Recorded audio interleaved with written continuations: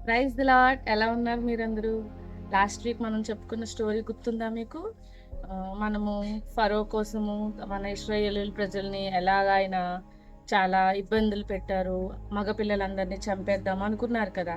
మరి అలాంటి టైంలో ఇశ్రాయేల్ స్త్రీలు మరి ఇశ్రాయేల్ స్త్రీలలో ఒక ఆమె చాలా చురుకుగా తన బిడ్డను ఎలా కాపాడుకుంది, తన బిడ్డను ఎక్కడికి పంపించింది, ఎలా కాపాడుకుంది, ఏం చేసిందనేది మనము ఈ స్టోరీలో చూద్దాం. ఓకేనా?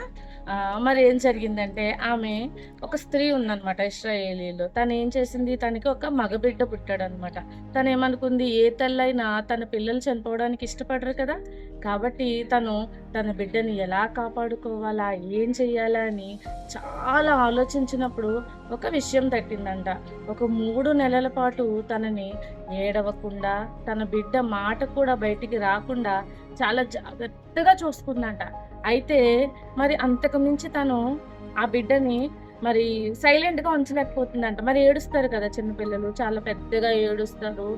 ప్రతిదానికి వాళ్ళకి అన్నీ చూసుకోవాలి. ఆమెకి చాలా ఇబ్బందవుతుందంట. ఏం చెయ్యాలి? ఏం చెయ్యాలి? అని ఆలోచించినప్పుడు తనకి ఒక ఆలోచనొచ్చిందంట. మరి ఇశ్రాయేల్ స్త్రీలు చాలా తెలివైన వారు, చురుకైన వారు కదా!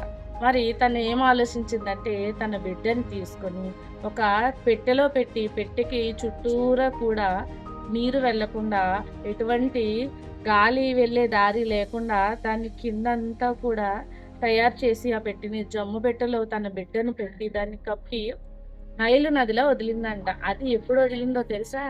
రాజుగారి కుమార్తె స్నానానికి వచ్చే సమయానికి వదిలిందంట. వదలడమే కాకుండా ఆమె ఏం చేసిందంటే తన కుమార్తె అయిన మిరియాముని, "నువ్వు వెళ్ళి నీ తమ్ముడుని జాగ్రత్తగా చూడు.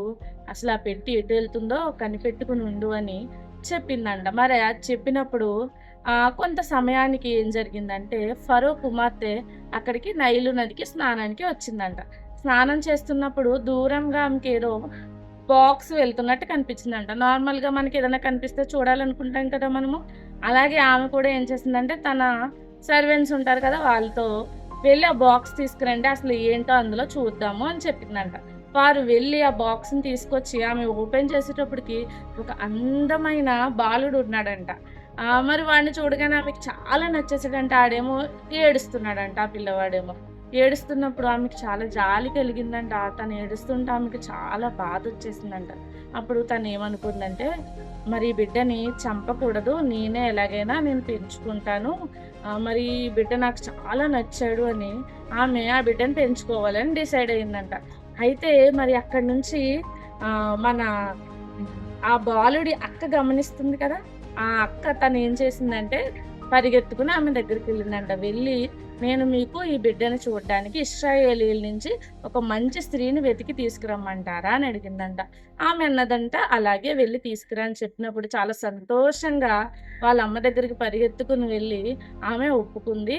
ఆ బిడ్డని నువ్వు చూసుకోవడానికి అని చెప్పిందంట. మరి అలాగే ఆమె వచ్చినప్పుడు నువ్వు ఈ బిడ్డని చూసుకో నీకు జీతం ఇస్తానని చెప్పినప్పుడు ఆమె చాలా సంతోషించిందంట. ఎందుకు తన బిడ్డ చనిపోకూడదని ఆమె ఎంతో ప్రయాసపడింది. బిడ్డను సైతం నీటిలో వదిలేసింది. మరి ఆ బిడ్డను చూసుకునే భాగ్యం ఆ తల్లికి కలిగినందుకు చాలా సంతోషించిందంట. అలాగే తీసుకువెళ్ళి మంచిగా పెంచి పెద్దవాడైన తర్వాత ఫరో కుమార్తెకిచ్చిందంట. ఆమె కూడా ఆ చంటి బిడ్డని తన కుమారునిగా ఒప్పుకుందంట. ఆ బిడ్డ పేరేంటో తెలుసా మీకు? మోషే అన్నమాట. ఓకేనా? మరి మోషే నెక్స్ట్ ఏం చేశాడు? ఏం జరిగింది? ఆయన లైఫ్‌లో ఇంకా ఏమేం జరిగాయి? అవన్నీ కూడా మనము నెక్స్ట్ స్టోరీలో చూద్దాం. మరి మనం ఇక్కడ చూసినప్పుడు ఆ చంటి బిడ్డని కాపాడుకోవడానికి తల్లి ఎంత కష్టపడింది. మరి ఎవరైనా అలా నీటిలో వదిలేస్తారా?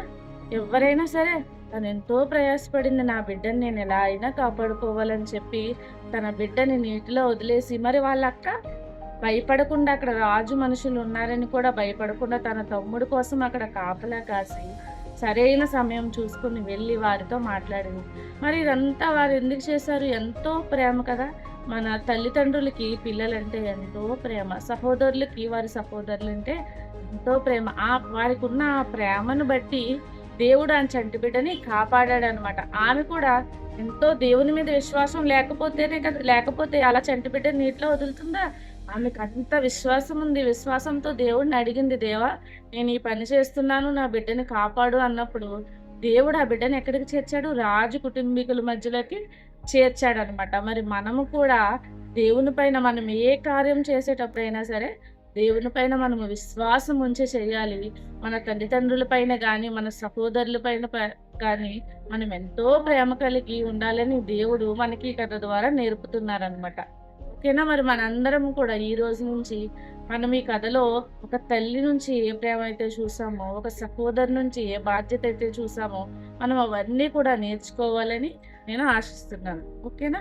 Praise the Lord. మరి మీకు ఈ స్టోరీస్ అన్నీ నచ్చి మీరు బాగా మరి వీడియోస్ చూస్తున్నప్పుడు మీరు ఇవన్నీ కూడా షేర్ చేయాలి, లైక్ చేయాలి, కామెంట్ చేయాలి, సబ్స్క్రైబ్ చేయాలని నేను ఆశిస్తున్నానండి. ఓకేనా? Praise the lord.